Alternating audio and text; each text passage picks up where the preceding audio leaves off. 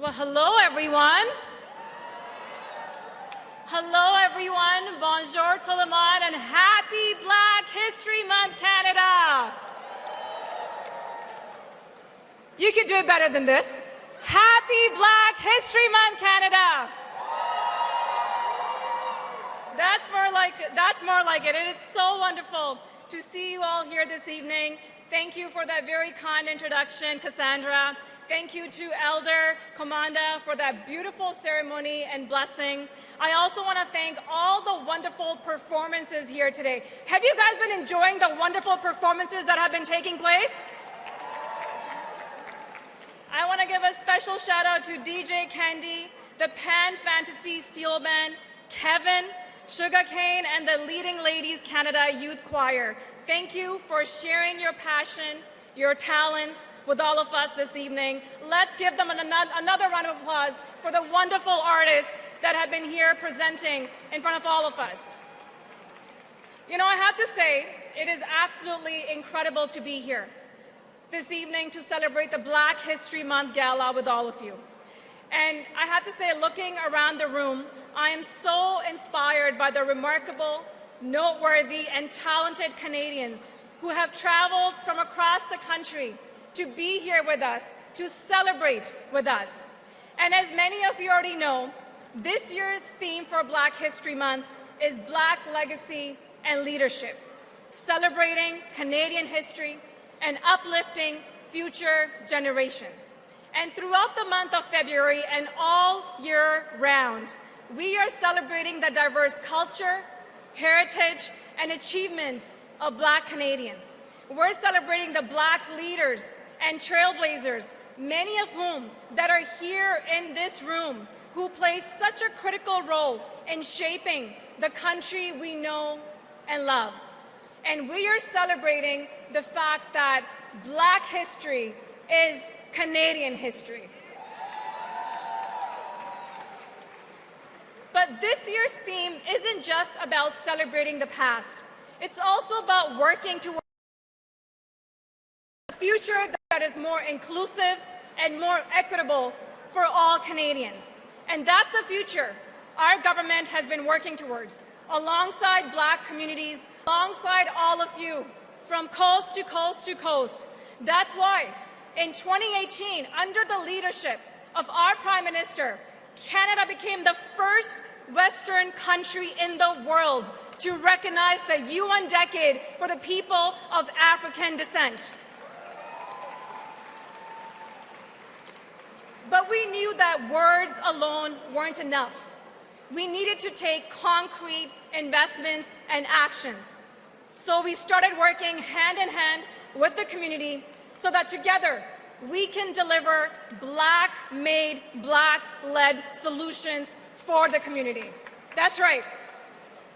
We invested more than $200 million for the first Black philanthropic endowment fund to empower Black non-for-profits. We also committed $454 million for the Black Entrepreneurship Fund that is changing the landscape for Black businesses from coast to coast to coast. And I know many of the people and businesses that have taken advantage of this are here today. We've also put forward more than $236 million for the Supporting Black Canadians Communities Initiative. This is a funding that is Black-led, Black-focused, and supporting grassroots organizations in communities right across this country. And of course, that's right, give it up for SBCCI. I know you guys are here. And of course, that's why we invested and partnered with CAFCAN to establish Canada's first ever National Institute for the People of African Descent. And as my colleague Ariel alluded to earlier, under the leadership of our Prime Minister, our incredible team, the Liberal Black Caucus and the many of the allies and members of Parliament that are here today, and so many advocates and champions who are here this evening, our government has committed over $1 billion for Black communities in Canada. That's $1 billion for you, working with the community. And I will tell you, since day one, we have been absolutely clear. Our government will always be there, working alongside Black communities to combat systemic anti-Black racism and hate, improve social, health, and economic outcomes, and to advance justice reforms across the country.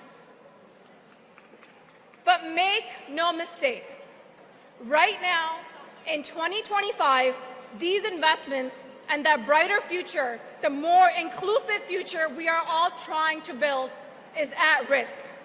Around the world, we're seeing conservative politicians attacking the progressive policies and progress that we have achieved. And I'll tell you, it's happening right here in Canada as well. And I'll be blunt, because a lot of it is at stake. We've seen what conservatives and Pierre Poilievre calls diverse and inclusive programming. The very programs that I talked about that have been created and delivered in partnership with the Black communities, programs like the Black Entrepreneurship Fund, Pierre Poilievre calls it garbage. And then, just a few weeks ago, Pierre Poilievre claimed that it was woke people who imported racism to Canada. Let me be very clear. That disgusting rhetoric is not how you build a more equitable future. It's not how you uplift future generations, and it's not the future that young people deserve. We cannot and we will not allow undo the progress that we have made, and our Liberal government will always keep fighting for a better and brighter future, hand in hand with the community leaders, grassroots organizations, many of whom that I know are in this room. Because I always say, diversity in Canada is a fact, but inclusion is a choice. And when we make that choice to include everyone, Canada and Canadians win.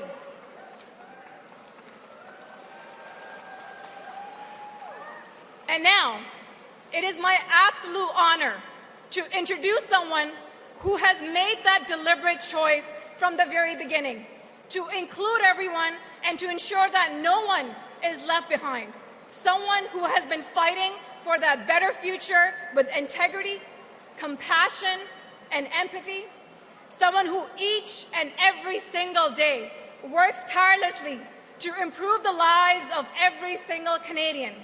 He's a person who's made that deliberate choice that our government, our cabinet, and our caucus reflect Canada's diversity.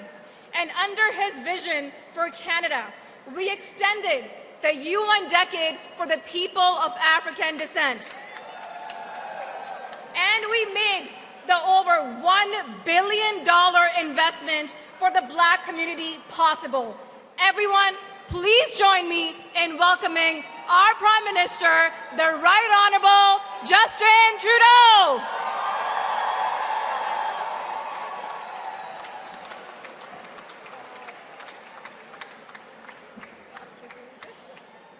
Merci, mes amis. Bonsoir. How's everyone doing tonight? Merci, Kamal, pour ces belles paroles. Merci à Cassandra Auguste-René. Merci à Claudette Commanda pour ses beaux mots et à Kevin Aqua pour l'interprétation de notre hymne national. C'est avec tellement un grand plaisir que je me joins à vous ce soir, que je me joins aussi à tous nos collègues, particulièrement Marcy Ian, Kamal Khera, Ariel Kayabaga et à vous tous pour souligner l'histoire, l'héritage et le leadership des communautés noires du Canada. Et il y a tellement à célébrer pour tous les Canadiens. Votre histoire, c'est l'histoire du Canada. Vos identités sont au cœur de l'identité du Canada. Au cours de notre histoire, les Canadiens issus des communautés noires se sont illustrés dans tellement d'aspects de notre société. Que ce soit le docteur Dominique Gaspard, qui, à l'aube de la Première Guerre mondiale, a suspendu ses études de médecine pour aller sauver des vies au front. Ou l'honorable Lincoln Alexander, le premier député noir à siéger à la Chambre des communes. Ou, bien sûr, Viola Desmond, qui, en défendant sa dignité, a permis une prise de conscience face à la discrimination envers les personnes noires et a été et est toujours une source d'inspiration pour nos mouvements des droits civiques. Les exemples du leadership comme ceux-là sont loin d'être chose du passé. On le voit à la Chambre des communes qui, pour la première fois, est présidée par une personne noire, l'honorable Greg Fergus. Mais on le voit aussi ici dans cette salle. Je pense à Louis-Édgar Jean-François. T'es où, mon ami? Louis-Édouard? Voilà, bravo! Louis-Édgar du groupe 3737 qui, chez moi à Montréal, accompagne et offre du soutien aux entrepreneurs noirs. Merci. Je pense à Dorothy Rowe, d'Audace au féminin. Dorothy, t'es où? OK, en arrière. Qui aide les femmes noires à prendre la place qui leur revient dans nos communautés. I also think about someone with us here tonight, my good friend, Joseph Smith. Where are you, Joseph? You stick out in a crowd. Joseph from Generation Chosen, which helps Black youth overcome mental health challenges, reach their full potential, and take a leadership role within their community and within Canadian politics. Or Russell Gross. You here tonight, Russell? Russell's here over there. I saw him earlier. From the Black Cultural Centre for Nova Scotia, a space for Black culture to shine and for all Nova Scotians to discover its richness and its depth in our history. Jan Lehman, the founder of Black Canadian Women in Action, which empowers Black women through education, community building, and advocacy. And last, but maybe most, our dear and honourable Dr. Jean Augustine, who is with us virtually, the first Black woman to be elected to the House of Commons and to become Minister. You here in this room, you know of all the incredible achievements and hardships of Black Canadians in our history. But unfortunately, that's still not the case for most Canadians. Many of us have long believed in an incomplete version of our history. That's why we need your voices, your advice, your ideas, to keep our leaders accountable, to make sure everyone's idea of Canada includes all Canadians. Because to build a better future for all Canadians, we must learn from our history. We must recognize historical and ongoing discrimination. For years, the Canadian government itself was a source of discrimination. Canadian authorities spread disinformation intended to discourage Black immigration.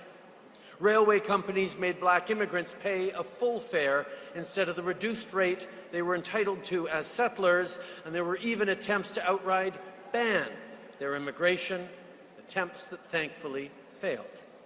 I'm talking about history, but you in this room know that discrimination is unfortunately all too often still a lived reality in our country. So I'm glad to see more and more Canadians becoming aware of that, aware of anti-Black racism, of systemic discrimination, of unconscious bias, thanks to all your work here in this room and thanks to recent movements like Black Lives Matter. See, I deeply love Canada, but love requires honesty. If you love someone, you tell them when they mess up, because you know they can do better and they can be better. Once we recognize that Canada has played a role in discrimination, we must also recognize that Canada, therefore, has a duty to right historical wrongs and fight ongoing discrimination. You see, our government has always taken that responsibility seriously, and we've taken action. But that wouldn't have been possible without all of you. It's by relying on your knowledge and your expertise that we developed Canada's first Black justice strategy to tackle racism and discrimination within our justice system. C'est en étant à votre écoute à l'écoute de ceux qui connaissent les vrais besoins sur le terrain, qu'on a bâti le Fonds pour la santé mentale des communautés noires qui s'attaque aux inégalités de l'accès aux soins de santé mentale.